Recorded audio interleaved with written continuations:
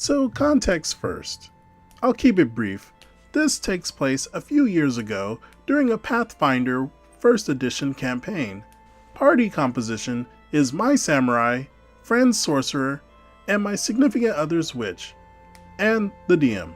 My PC Tsubasa was in training to be a samurai, but had a starry-eyed romanticized version of those heroes on murals who served no one but themselves and were showered in glory and wealth. So he didn't see his position as a gate guard on the night shift to his hometown important, and would slack off to read about what it meant to be a real samurai. Enemy Recon discovered this and recorded his absentee patterns, and used it as a security exploit to raid and plunder his hometown, causing the massacre of nearly the entire population. Feeling responsible, he fled in shame looking for redemption. A conquering warlord named Garuk is responsible for the raid, and he will take revenge no matter the cost. We spend a in real life summer tailing this guy, as my fellow PCs also have backstories revolving around the presence of this warlord and needing revenge. We keep arriving just a few days behind his trail, finding smoldering villages and refugees scrambling around the wreckages. We keep collecting a couple levels, and we're around level 6. We visit a temple of my samurai order looking for a powerful magic sword held on the grounds, hoping to borrow it to fight Garuk.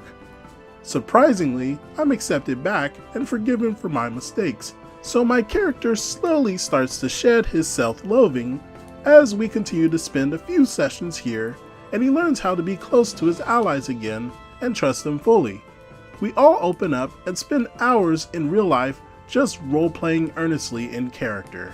We spend about a week there training to fight before Garuk suddenly kicks in the door with a platoon of CR-18 Death Knights. Seems absolutely hopeless.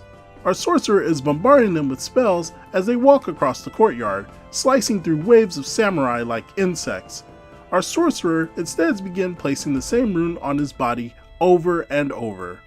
Eventually, the sorcerer speaks the command word for the explosive runes he's placed all over himself, and sacrifices himself in an enormous blast of fire that collapses a few support pillars, bringing down the ceiling and some of the walls around him. I use a resolve point, a feature of the samurai, to stop at 1 HP instead of going unconscious. Ears ringing and bleeding, armor chipped and broken. I pull myself to my feet and see my temple slowly starting to collapse around me like an uncharted set piece. I grab the unconscious halfling witch, punch the case holding the artifact sword, and start sprinting away. I'm hoping to leave with at least one of my friends still alive.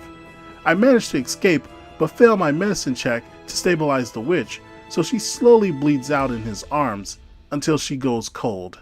"This isn't over, Garuk. I will have my revenge no matter the cost," he repeats to himself, as he did almost a year ago in real life when the campaign first started. I flee as far as I can from Garuk with the sword, where I encountered the replacement PCs for my significant other and friend, an artificer and a monk respectively.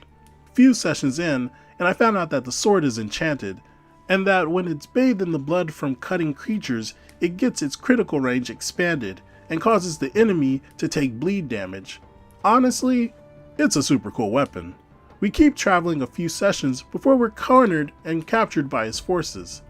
Few hours later, we're on a stage for public execution so he can show to the other civilians under his oppression what happens when he is tested, and as a sign of power is going to kill the last remaining samurai and take their sword from my corpse. It seems that all hope is lost to avenge my people when the artificer comes in clutch with a magic hairpin that activates on a command word. She frees the monk, who frees me and then frees herself. It's us 3 versus Garuk and his 2 bodyguards. They tell me to take Garuk and they'll take care of his cronies. Fine by me. We play some awesome hype music and things are going extremely well against the guards, but Garuk is obviously out of my league. He easily steps out of the way of my attacks and deflects them, leaving me open for counterattack. I keep taking hit after hit, and then he uses some special shield attack to hit me over the head and sends me 10 feet flying back. Here I am, 15 feet from the guy that took everything from me, and he's humiliating me for his own entertainment. It's your turn, Tsubasa. What do you do? I sit and think of all the good times Tsubasa has had with his friends, everything he's learned about them and himself, and he's learned what he's willing to do and what he's willing to sacrifice. I grab the blade off the ground once more, slowly pulling myself to my feet using the blade as support against the ground, catch my balance, and take a moment to look into the blade as I hold the flat side a few inches from my face. This isn't over, Garruk. We will have our revenge. He looks at himself in the eyes of the reflection of his face in the shiny surface of the magic sword and nods with conviction as he repeats, whatever the cost. I use the resolve point to stop at 1 HP, and I am going to stab the sword straight into my stomach to soak it in blood. The table gasps and gets hype as the blade thrums and bleeds with a powerful red light, stronger than we've ever seen, and crackles, overflowing with power. Then I charge him down with all my might, my feet hammering the ground as hard as they can as I close in for one big strike with the blade of my people, burning for justice. Poof! Garruk disintegrated into dust as I approached, without me even touching him. He was hit with some 9th level spell, no doubt by some shadowy cloaked figure on the roof of a nearby building.